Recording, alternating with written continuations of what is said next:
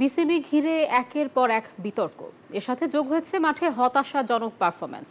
সংযুক্ত আরব আমিরাত ও পাকিস্তানের বিপক্ষে টানা দুটি টি-20 সিরিজ হারের পর আইসিসির র্যাঙ্কিংয়েও বড় ধাক্কা খেল বাংলাদেশ। ওয়ানডের পর টি-20তেও 10 নম্বরে নেমে গেছে টাইগাররা।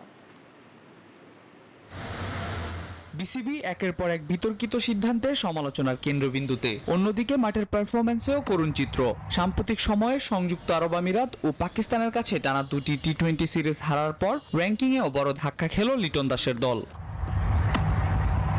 আইসিসির সদ্য প্রকাশিত টি-20 র্যাঙ্কিংয়ে এক ধাপ পিছিয়ে 10-এ নেমে গেছে বাংলাদেশ। টাইগারদের আগের রেটিং পয়েন্ট ছিল 225, এখন তা কমে দাঁড়িয়েছে 220-এ।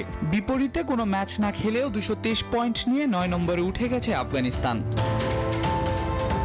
টি-20-র মতো ওয়ানডেতেও একই পরিণতি হয়েছে টাইগারদের। চলতি মে মাসের শুরুতে প্রকাশিত র্যাঙ্কিংয়ে বাংলাদেশের অবস্থান নেমে গেছে 10-এ। 2024 সালের শুরু থেকে খেলা 11 ওয়ানডের মধ্যে জয় এসেছে মাত্র 3টিতে।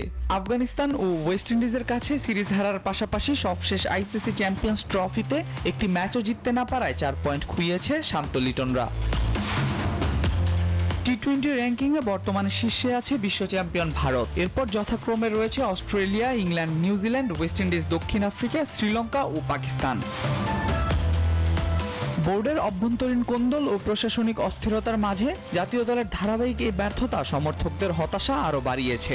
সামনেই টি-20 বিশ্বকাপ, তার আগে টাইগারদের এই ধস সামাল দিতে না পারলে বড় প্রশ্নের মুখে পড়বে পুরো ক্রিকেট কাঠামোই। আল মাহমুদ ফাহিম, নিউজ 24।